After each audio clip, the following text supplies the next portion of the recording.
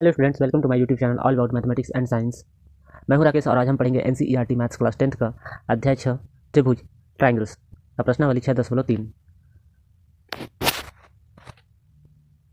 इस प्रश्नावली के हमारा पहला प्रश्न है, बताइए कि आकृति में दिए गए त्रिभुजों के युग्मों में से कौन कौन से युग्म समरूप हैं। हमें इसके पहले प्रश्न में आकृति दी गई है और आकृति में हमें त्रिभुज युग्मों में से प्रत्येक युग्म को जाँच करना है कि वे समरूप हैं अथवा नहीं, और हमें यह भी जाँच करना है कि वे किस समरूपता कसौटी से समरूप हैं।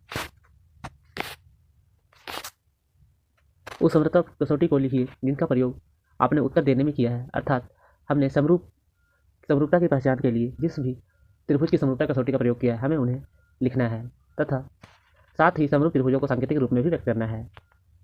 तो आइए हम सब इस प्रश्न में दिए हुए आकृति को देखते हैं। ये प्रश्न में 6 त्रिभुज युग्म दिए गए हैं, तो हम सब बारी बारी से इन 6 त्रिभुज युग्मों के लिए हल करेंगे। तो आइए सबसे पहले हम सब पहले त्रिभुज युग्म अर्थात पहले के पहले प्रश्न को हल करते हैं। इसमें आकृति दी गई है जिसमें हमें दो ट्राइंगल्स, ट्राइंगल ABC तथा ट्राइंगल PQR दी गई है।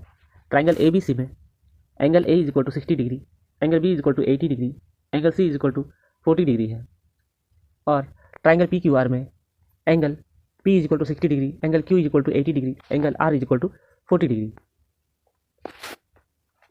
इस प्रश्न में इन त्रिभुज युग्मों को जांच करना है कि ये सब समरूप हैं अथवा नहीं, और यदि ये समरूप हैं तो त्रिभुज के किस समरूपता कसौटी को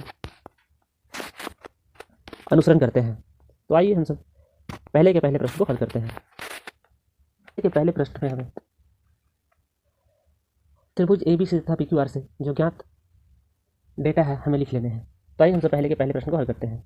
हमारे पहले प्रश्न के उत्तर में हमें इस प्रकार से लिखना है कि दिया गया है त्रिभुज ABC तथा PQR में, हमें त्रिभुज ABC तथा PQR में जो भी दिया गया है उसे लिख लेना है और उसी आधार पर हम सब समरूपता कसौटी की जांच कर पाएंगे। तो हम सब देखते हैं कि त्रिभुज ABC में एंगल CAB 60 डिग्री है और ट्राइंगल PQR में एंगल RPQ भी 60 डिग्री है। अतः हम सब इस प्रकार से लिख सकते हैं angle CAB = angle RPQ = 60 degree. Angle के नाम हम सब एंगल का सिंबल देने के बाद 3 लेटर से रिप्रेजेंट करते हैं, जैसे कि एंगल CAB में लेटर A बीच में है, अतः एंगल A का मान ही 60 डिग्री है। इसी प्रकार से एंगल RPQ = 60 डिग्री है, तो हम सब समझ सकते हैं कि 60 डिग्री एंगल P की वैल्यू है। इसी प्रकार से एंगल Q को लिखना हो तो हम सब एंगल PQR = 80 डिग्री लिखेंगे, और एंगल ABC का तात्पर्य एंगल B से है। तो इस प्रकार से एंगल CAB = RPQ = 60 दिया गया है और angle ABC = angle PQR = 80 degree है, अथवा एंगल B और एंगल Q दोनों का मान 80 डिग्री दिया गया है। इसी तरह से इन त्रिभुजों के तीसरे एंगल BCA तथा एंगल QRP दोनों एंगल का मान 40 डिग्री दिया गया है। तो हम सब देखते हैं कि दोनों त्रिभुजों में संगत कोणों के मान बराबर बराबर हैं, इसलिए एंगल समरूपता कसौटी से हम सब कह सकते हैं कि ट्राइंगल ABC समरूप ट्राइंगल PQR है।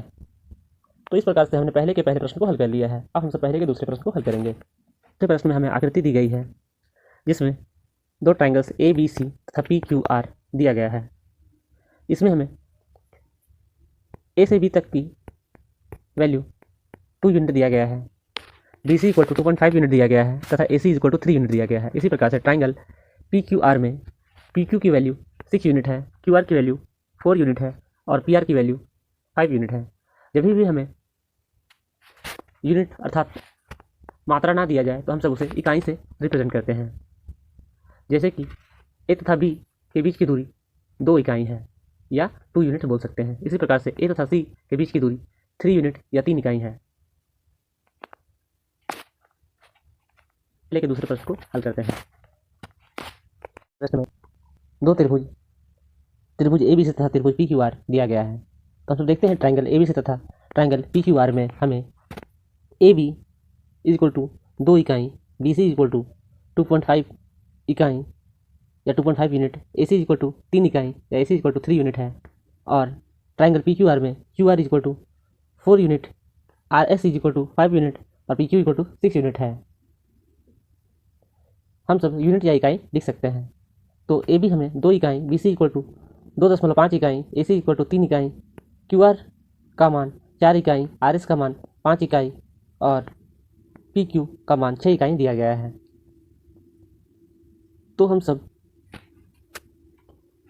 समरूपता की जांच के लिए प्रत्येक के संगत भुजा का अनुपात ज्ञात कर लेंगे। ट्राइंगल ABC तथा ट्राइंगल PQR के प्रत्येक संगत भुजाओं का अनुपात हम सब यहाँ लिखेंगे। तो हम सब देखते हैं कि भुजा AB की संगत भुजा QR है, तो त्रिभुज ABC के भुजा AB का संगत भुजा त्रिभुज PQR में भुजा QR है। तो संगत भुजा AB तथा QR का अनुपात होगा AB over QR equal to AB का मान हम सब 2 इकाई लिख देंगे और QR का मान हम सब 4 इकाई लिखेंगे। अब हम सब देखते हैं कि 2 और 4 आपस में कट रहे हैं। 2 से 2 एक बार में कटता है और 2 से 4 2 बार में कटता है, तो इसे हम सब कटा देंगे। 2 एकम 2 और 2 दूनी 4। यह हमें 1:2 देगा। इसी प्रकार से हम सब AB ओवर QR किए तो हमें 1:2 का रेशियो प्राप्त होता है। इसी प्रकार से हम सब ट्राइंगल ABC तथा ट्राइंगल PQR के अन्य संगत भुजाओं का भी अनुपात ज्ञात कर लेंगे। तो आइए हम सब इसके इसी प्रकार इसके अन्य संगत भुजाओं का अनुपात निम्न है। त्रिभुज ABC के भुजा BC का संगत भुजा त्रिभुज PQR के भुजा RS है, इसलिए BC over RS is equal to हम सब लिखेंगे BC की वैल्यू 2.5 यूनिट और RS की वैल्यू 5 यूनिट। हम सब देख सकते हैं कि 2.5 का 2 गुना 5 है, अतः 2.5 1 जा 2.5 एंड 2.5 2 जार 5 होता है, इसलिए 2.5 ओवर 5 1/2 के इक्वल हो जाएगा और 1/2 को हम सब 1:2 का रेशियो लिख सकते हैं। इसी प्रकार से हम सब इसकी तीसरी संगत भुजा का भी अनुपात निकाल लेंगे। तो हमें AC ओवर PQ ज्ञात करेंगे, तो हमें AC over PQ equal to 3/6 that is 3 1 3 and 3 2 6 1/2 प्राप्त होगा। इसे हम सब 1:2 लिख सकते हैं। तो हमने देखा कि ट्राइंगल ABC तथा ट्राइंगल PQR में प्रत्येक संगत भुजाओं का अनुपात समान है, अतः ट्राइंगल ABC तथा ट्राइंगल PQR के प्रत्येक संगत भुजा युग्म समानुपातिक है। इसलिए SSS समरूपता कसौटी से अर्थात साइड समरूपता कसौटी से ट्राइंगल ABC समरूप है ट्राइंगल PQR के, दैट इज ट्राइंगल ABC करेंगे। तीसरे प्रश्न में हमें त्रिभुज के युग्म दिए गए हैं और हमें 2 इसमें ट्राइंगल है LMP और ट्राइंगल DEF। हमें इन दोनों ट्राइंगल में देखना है कि ये दोनों ट्राइंगल समरूप है अथवा नहीं। तो आइए इसकी जांच के लिए हम सब SSS समरूपता की जांच करते हैं। MP की संगत भुजा DE है तथा PL की संगत भुजा DF है तथा LM की संगत भुजा EF है। तो हम सब जांच करेंगे कि यह SSS समरूपता कसौटी को अनुसरण करता है अथवा नहीं। हम सब देखते हैं ट्राइंगल LMP तथा ट्राइंगल DEF में ट्राइंगल LMP में MP का मान 2 इकाई है, LP का मान 3 इकाई है तथा LM का मान 2.7 इकाई है। इसी प्रकार से त्रिभुज DEF में DE का मान 4 इकाई, DF का मान 6 इकाई और EF का मान 5 इकाई है। तो हमने देखा कि MP की संगत भुजा DE है तथा LP की संगत भुजा DF है तथा LM की संगत भुजा EF है। तो आइए हम सब संगत भुजाओं का अनुपात ज्ञात करते हैं और जांच करते हैं कि क्या यह SSS समरूपता कसौटी को अनुसरण करता है अथवा नहीं। ट्राइंगल LMP तथा ट्राइंगल DEF के प्रत्येक संगत भुजाओं का अनुपात, और हम सब इसके प्रत्येक संगत भुजा का अनुपात ज्ञात कर लेंगे। तो MP तथा DE संगत भुजा है, इसलिए इनका अनुपात MP/DE हो जाएगा। MP के स्थान पे हम सब 2 यूनिट लिखेंगे और DE के स्थान पे हम सब DE की वैल्यू 4 यूनिट लिख देंगे। तो हम सब देख सकते हैं कि 2 1 2, 2 2 4, 2 से 2 1 टाइम्स में और 4 2 टाइम्स में कट रहा है, तो हम सब इसे कटा लेंगे, तो हमें 1/2 प्राप्त हो जाएगा। 1/2 का हम सब 1:2 लिख सकते हैं। इसी प्रकार से हम सब इन दोनों त्रिभुजों के अगली भुजा LP तथा इस ट्राइंगल DEF में इसकी संगत भुजा DF का रेशियो निकालेंगे। तो हम सब LP/DF लिखेंगे। LP के स्थान पे हम सब LP की वैल्यू 3 यूनिट और DF की वैल्यू 6 यूनिट लिख देंगे। अब हम सब इसे कटाएंगे तो हमें रेशियो 1:2 प्राप्त हो जाएगा। त्रिभुज की तीसरी संगत भुजा का अनुपात हम ज्ञात करेंगे LM/EF। LM की वैल्यू 2.7 है और EF की वैल्यू 5 है। हम सब देख सकते हैं कि 2.7 का दुगना 5 नहीं है, अतः इसे कटाने से हमें 1:2 का रेशियो प्राप्त नहीं होगा।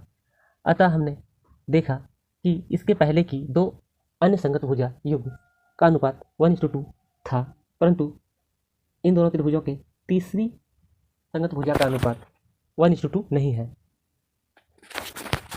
That is MP/DE is equal to LP/TF but not equal to LM/EF है।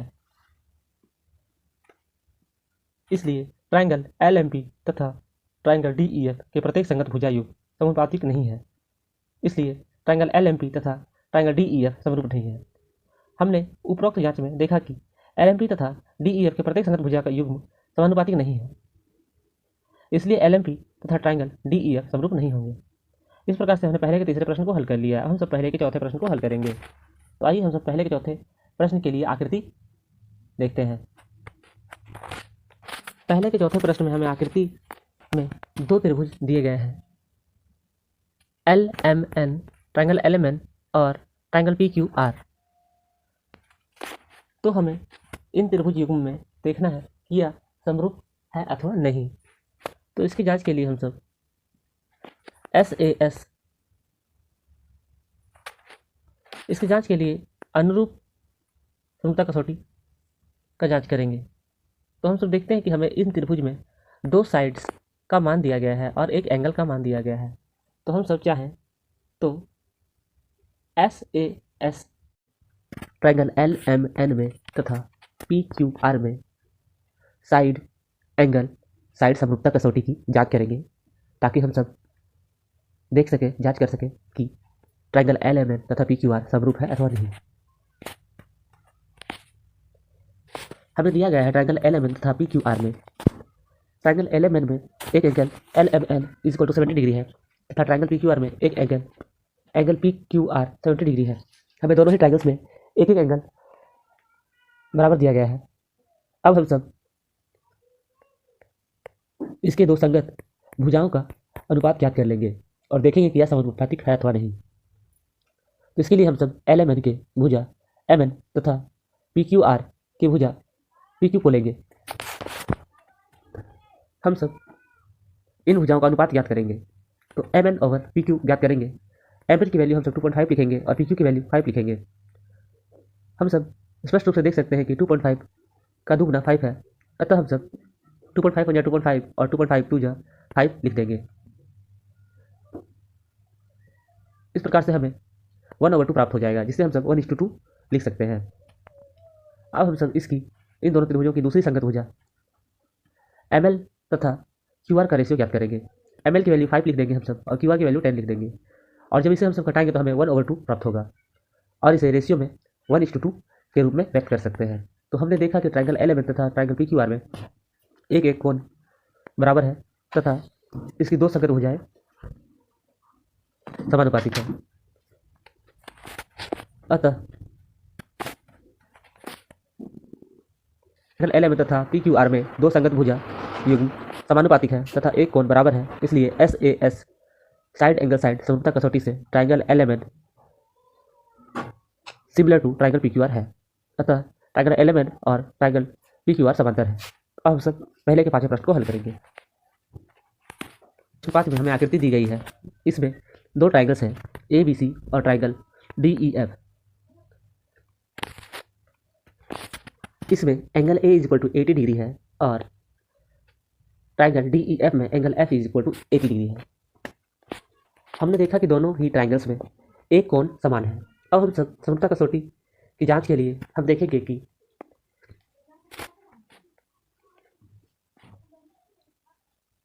समरूपता कसौटी के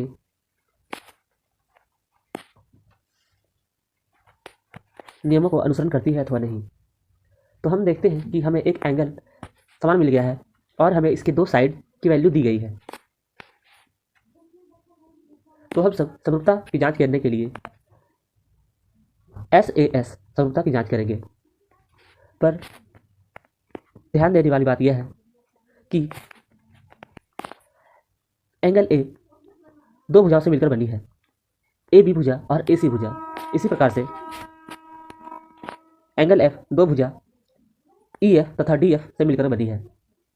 अतः भुजा के लिए संगत भुजा DF हो जाएगी तथा भुजा AC की संगत भुजा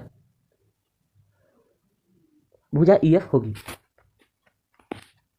स्पष्ट है कि एंगल A दो भुजाओं एंगल AB तथा भुजा AC से मिलकर बनी हुई है तथा एंगल F भुजा DF तथा भुजा EF से मिलकर बनी है और भुजा AB की संगत भुजा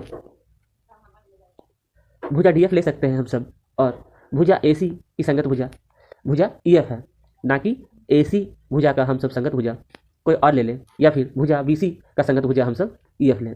ऐसा नहीं है। आइए अब हम सब इसे हल करते हैं। आकृति में दिया गया है ट्राइंगल ABC तथा ट्राइंगल DEF में संगत भुजाएं AB की संगत भुजा DF है तथा AC की संगत भुजा EF है तथा BC की संगत भुजा DE है। तो हमने देखा कि दोनों ही त्रिभुजों में एक एक कोण समान है अर्थात 80 डिग्री है। एंगल BAC और DFE 80 डिग्री है। तो हम सब angle BAC is equal to angle DFE is equal to 80 degree लिख सकते हैं। ये संगत कोण है। समरूपता कसौटी की जांच करना चाहें तो हमें एक एंगल समान मिल चुका है, तो हम सब इसके दो भुजाओं को समान करना चाहेंगे। तो हम इसके किन्हीं भी दो संगत भुजाओं का अनुपात ज्ञात करते हैं। तो हमने भुजा AB और DF संगत भुजा का अनुपात ज्ञात किया है। तो AB का मान हमें 2.5 और DF का मान हमें 5 दिया गया है। इसका रेशियो हमें 1:2 प्राप्त होता है। ये संगत भुजाएं हैं। इसी प्रकार से भुजा AC तथा भुजा EF संगत भुजाएं हैं। तो इनका रेशियो ज्ञात करने पे हमें AC/6 प्राप्त होता है, क्योंकि हमें AC का मान नहीं दिया गया है।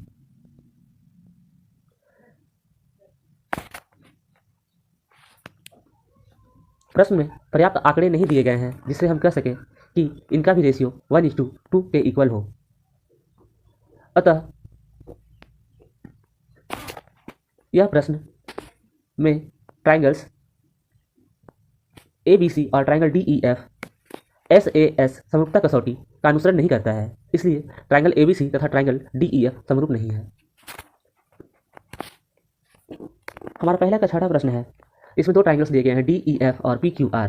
इसमें हमें एंगल D 70 डिग्री और एंगल E 80 डिग्री दिया गया है और हमें तीसरा एंगल F ज्ञात नहीं है। इसी प्रकार से ट्राइंगल PQR में angle Q equal to 80 degree है, angle R equal to 30 degree है और हमें एंगल P ज्ञात नहीं है। परंतु हम सब जानते हैं कि त्रिभुज के तीनों कोणों का योग हमेशा 180 डिग्री के बराबर होता है। तो यदि हम सब 180 में से 70 जोड़ 80 अर्थात 150 माइनस कर लें तो 180 माइनस 150 इज इक्वल टू 30 प्राप्त होगा, जो कि एंगल F का मान होगा। इसी प्रकार से एंगल P ज्ञात करने के लिए हम सब 80 और 30 को ऐड करेंगे तो हमें 110 प्राप्त होगा और इसे 180 में से माइनस कर लेंगे तो हमें 70 डिग्री प्राप्त हो जाएगा। इस प्रकार से हम सब एंगल P का मान 70 प्राप्त कर पाएंगे। तो आइए इसे हम सब हल करते हैं। उत्तर दिया गया है ट्राइंगल DEF में angle C equal to 70 degree है, angle D equal to 80 degree है और इसमें हमें एंगल E अज्ञात है। तो एंगल E की वैल्यू ज्ञात करने के लिए हम सब जानते हैं कि त्रिभुज के तीनों कोणों का योग 180 डिग्री के बराबर होता है, अर्थात angle C angle D angle E को ऐड करने पे हमें 180 डिग्री के बराबर होगा।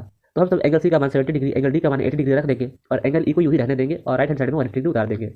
अब हम सब 70 और 80 को ऐड करें तो हमें 150 प्राप्त होगा और plus E left hand side में रहने देंगे और राइट हैंड साइड में 180 उतार देंगे। अब हम सब एंगल E का मान ज्ञात करने के लिए एंगल E को लेफ्ट हैंड साइड में रहने देंगे और 150 को राइट हैंड साइड ले जाएंगे तो यह हमें -150 में कन्वर्ट हो जाएगा।